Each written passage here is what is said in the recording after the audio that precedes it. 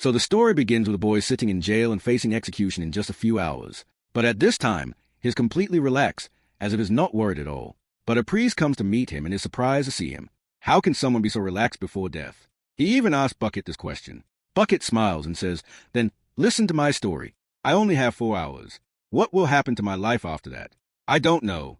But in this time, I'll tell you my story. Now, the story. The story goes back to a time when Bucket wasn't even born. Bucket's mother was Mary. She came from a very wealthy family. The Redfellows family was named after them. Their wealth was estimated at $9 million. But Mary didn't care about the money at all. When she was 18, she met a seemingly ordinary guy at a party. He was a member of a band. She liked him, and then one day, she discovered she was pregnant. Oh boy, she becomes tense after hearing this, but musters up the courage to tell her father everything. Hearing about this child, her father becomes angry and tells her this thing cannot tolerate the name of a commoner being associated with their heir. They tell Mary she has 2 choices, either kill the child or leave the house. Wow, that's cold. Mary does not think for a moment, and is ready to sacrifice all her property and even her family. Mary now marries a friend, and soon moves to a normal area of New Jersey. There were no amenities here. There were no servants. It was a small, ordinary life. But Mary was happy with it all. Then came the day when Bucket was born. Bucket's father was there at the time. He couldn't handle the joy of Kit's birth at the hospital, and suffered a heart attack, dying on the spot. Oh no, Mary was now a single mom. And from that day on, she began managing everything alone. She did not return to her family, and she took up a simple government job.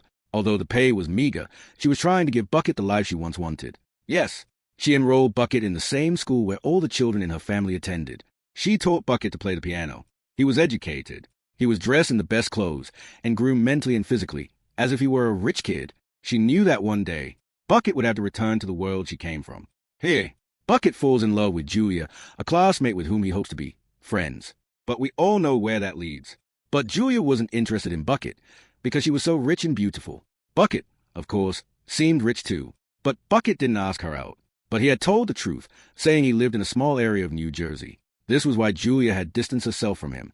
However, Bucket told her that one day he would have a lot of money. He told her the truth that his mother had once told him. Red is a member of the Fellows family and will soon possess all their wealth. After hearing this, Julia briefly becomes his wife. They came close. But then Julia felt betrayed by all this, and making fun of him, she walked away from his life. Ouch! His life faced another major test. One day, upon returning home, he discovered that his mother was seriously ill. His mother had cancer. She was dying. Bucket had hoped that the Redfellows family would come to him after hearing the news of his mother's death. But someone she didn't even call. Before dying, Mary held Bucket's hand and said, "I couldn't give you the life you deserved, but promise me that one day you will live the life you deserve. So life is your right." With that, she left. Mary died in 1919. Mary's dying wish was to be buried in her family graveyard. The family also learned this and forced Bucket to bury his mother in a public graveyard. After that, he tried to contact the Redfellows family one more time. But he was given a letter there which said that someone should take him here, and then he should stay in foster care. He studied. He missed school. His life, everything. Time passed like this, and he grew up. He studied normally, and then he became a simple salesman. His life was typical of a middle-class man, where he struggled to adjust to life. He was trying to make ends meet. Then one day, Julia returned to his life. Bucket's heart was once again broken. But Julia's, by this time, the marriage was over. Bucket tried again. Julia refused, and as she left, mocked him, saying, "Call me when everyone in your family is dead." To Julia, it was a joke, but to Bucket, it was a signal. Why hadn't he thought of this before? If everyone in the Redfellow family died, all the property would automatically pass to him. As soon as he comes here, he picks up his family tree and finds out that there are 7 people in the family, and if all 7 of them die, then the property will be transferred to his name. He closely observes the lifestyles of all 7, and first targets Tyler. He was a broker.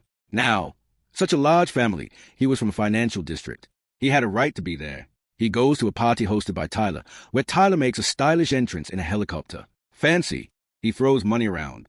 The party continues, with Bucket keeping an eye on him. Then, Bucket notices that Tyler was alone in his yacht, enjoying himself, and the yacht had drifted far away from the party grounds.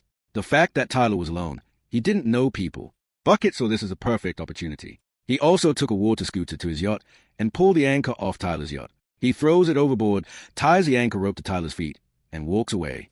As soon as the boat starts moving a little, the anchor is put under pressure, and he grabs the body of the anchor, Tyler, and dies like this without anyone knowing. It didn't work out to be a murder. Everyone thought it was an accident, and Tyler was at fault. Bucket, Joe at the party, he was back. He had a strange feeling inside him.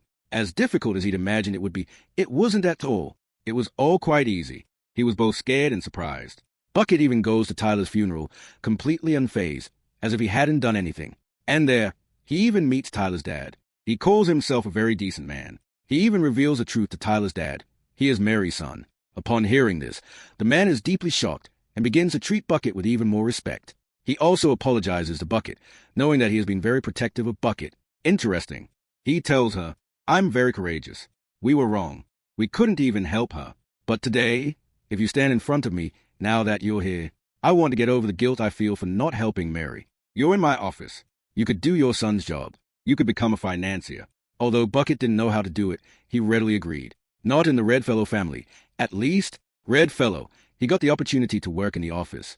Here he met new people, learned new things, understood a new world, and realized that it turns out this world is very different from the one he's lived in. Time passes like this. His life is pretty much set, and already much better. And one night, he gets a call from Julia, who asks him to take her out for coffee again. You can ask for it. He agrees to her request and asks her to go on the trip again. But once again, Julia refuses. Bucket doesn't understand. What does Julia want? But anyway, he and Julia would talk. A few more days would pass like this. Bucket knew what his mission was. He knew what his mission was. He had to regain the position he'd promised his mother. He had to kill every Redfellow in his path. He wanted to kill a family member. His next target was Nova. Nova was an artist. Besides painting, he also sang. He also used to paint and had many other hobbies. One day, Bucket became a fan and went to her art show.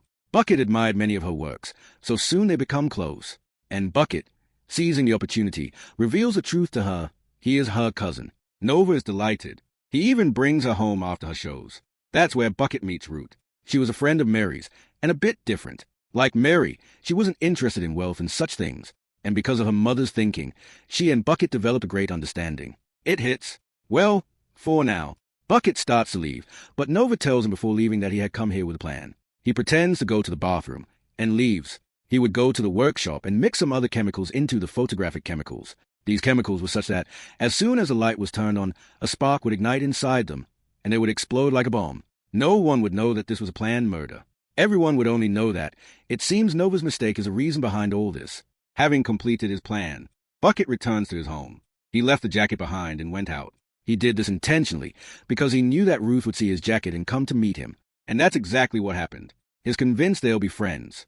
They begin to cultivate their friendship. Meanwhile, Nova, on the other hand, is about to leave her workshop.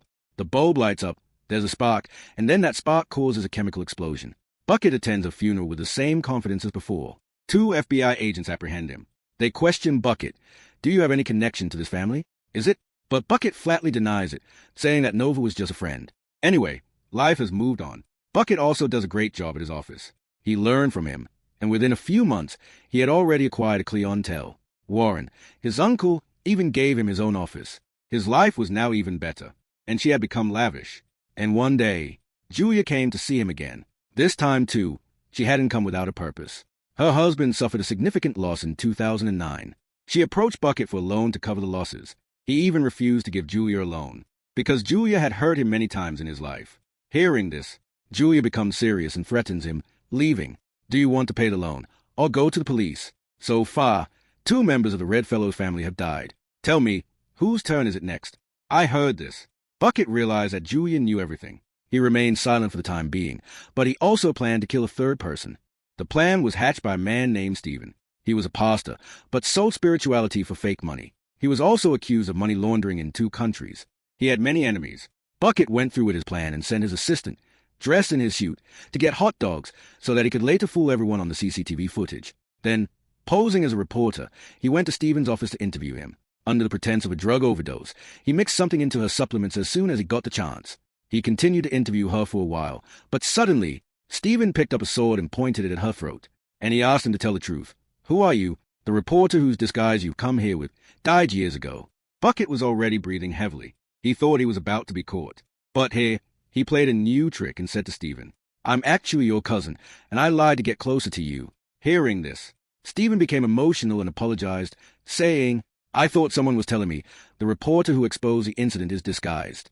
The conversation continued, and Stephen drank the drink. He soon became ill. He suffered a heart attack and died. Since this entire incident occurred inside a church, the church, in an attempt to protect itself from disrepute, also took action. So, the murder case was made a case of natural death. And so, Bucket survived even after the third death. On the other hand, life was normal. He was even seeing Rod. They decided to get married, and he even invited her to his house for dinner tonight. But as soon as he arrives home, he finds Julia already inside. She begins to talk to him about something strange, and then the doorbell rings. He knew it must have been Ruth. That's why he sends Julia out the back door and doesn't bring Ruth home again. He goes to another restaurant, and this time, his entire truth is kept from being revealed to the Roots. Regarding his plan, this time he planned to kill Kesa. Kasa was a very good lady. She had adopted about 11 children and ran several charities. But at home, she lived a very lavish life. Security was also very high at her home. And when she learned that several members of her family had already been killed, she tightened her home security even further. She installed a laser system around her house. She even had her office protected. But she forgot one thing. Every week, she wanted to spar with security. Bucket took advantage of her weakness. And one day, pretending to be an employee, he walked in. He offered Cassandra a free teeth whitening, and Cassandra, without thinking twice, accepted. He picked up the device and put it in his mouth. Bucket had also used poison in it. As a result, Kaysen also died, and the police were unable to prove the death was a murder, as it was clear that the victim had died from a cheap product. Then came Macruther, the fifth man. He had a unique hobby. He had built his own space control system and wanted to go to the moon. One day, Bucket calmly told his employee he followed him and poisoned his coffee. The poison didn't take effect immediately. When he was in his private fighter jet, he was flying while sitting. The effect of the medicine kicked in. He lost control of his plane, and his life was lost inside the plane crash. He died. With each murder, Bucket grew more confident, because every time he committed a murder, he wouldn't let any evidence behind, and no one suspected anything. After killing 5 people, only 2 remained, his grandfather and his uncle, who had taken his son's place. He had given him his father's blessings and supported him through every difficulty. He had decided not to kill his uncle because he had filled the void left by his father in his life. He had finished. Now everything was fine. Everything was normal. He had the lavish life he wanted, and now he was going to have Ruth too. He thought his life was set. But then, trouble started to return. The FBI opened all the cases because they suspected something was wrong during Stephen's death. At the time of Stephen's death, the FBI arrives and asks, "Where were you at that time?" Bucket explains, "I was eating hotcakes," and he shows his employee CCTV footage. He also shows it. Now, since his face wasn't clearly visible in this footage, he remains under suspicion, and numerous agents have been deployed to track him. They go. Life went on like this. Days passed, and her Uncle Van's health also began to deteriorate. He suffered a heart attack, quite a lot. He was hospitalized for days, but no one from his family came to care for him. Bucket took on all the responsibility. He was well off, and this impressed her uncle even more. He transferred much of his property to her name. And then, one day, he too died. His death truly broke Bucket.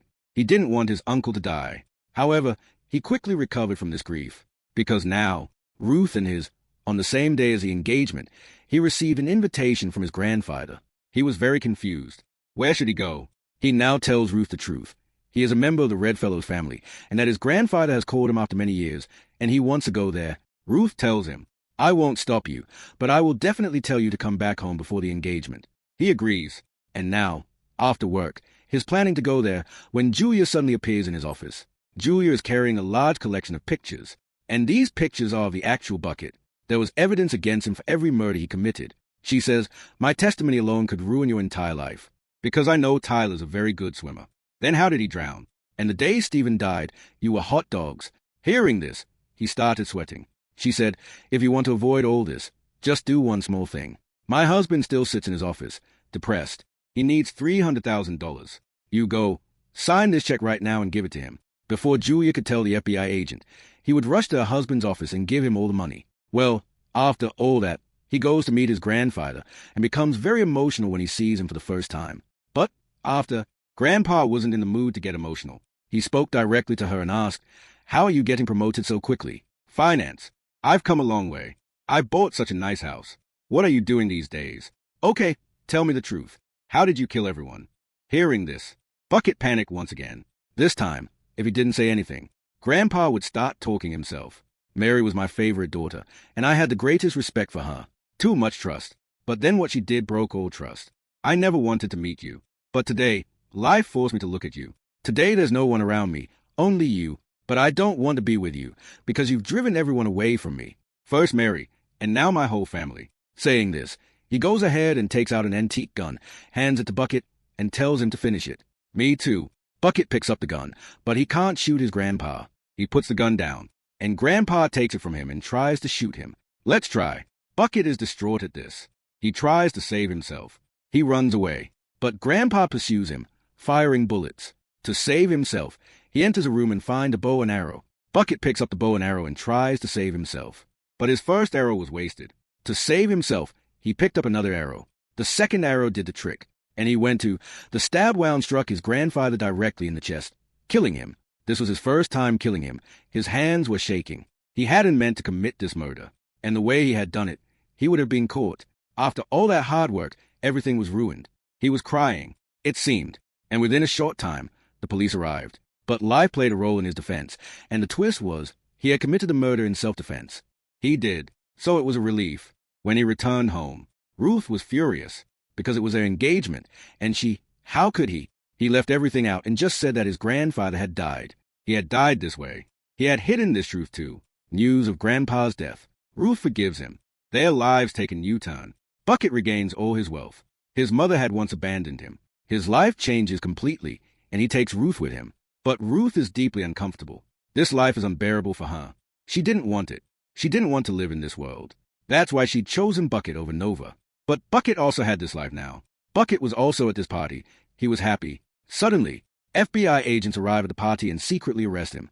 He panics. He understands. She couldn't figure out which murder she committed. But when the FBI told her she was being arrested for Julia's husband's murder, she breaks down. Meaning, he wasn't arrested for something he did, but rather for a crime he didn't commit. When he is presented in court, he discovers that the mastermind behind all this is none other than Julia.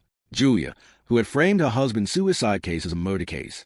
She named him and blamed Bucket for everything, saying that Bucket wanted to have me, so he killed my husband. Now, upon hearing all this, Ruth too leaves him, and Bucket is left speechless. Long before death, first, Julia tells him again, I can change your whole life. Turn your death into life, because I know my husband committed suicide, and I have the suicide note. But there's one condition, transfer all your wealth to me. Bucket knew that Julia might betray him one more time. But now, he had no other option. All his wealth had gone to dust anyway. This time, he decided to trust Julia. He sat there, telling the whole story to the priest. He said, I don't know if Julia will save my life, or won't she save me, but I've already told you what I did. At this moment, the police arrive, and he thinks they're about to take him to his death. But here, his luck turns, and it's revealed that Julia wasn't cheating on him. She saved Bucket's life by giving the police the suicide note when he gets out of jail, and then there was Ruth. Ruth gave him back his locket and left without a word. Bucket felt like he had his life back. He was just thinking about starting afresh when he suddenly noticed that Julia had grown up. She came to pick him up in a carriage. Bucket understood that Julia now wanted to live with him and share this wealth with him. She wants it. She has everything now. Wealth, her childhood love, but not the one she truly loved. The last thing he remembers is Priest. Priest knew everything but didn't tell the police because he knew Bucket had killed himself. He had confessed to God, and now he wasn't about to reveal Bucket in God's secret. Bucket's life had been upended, and just like that, Bucket, the movie ends here, showing her living a lavish life.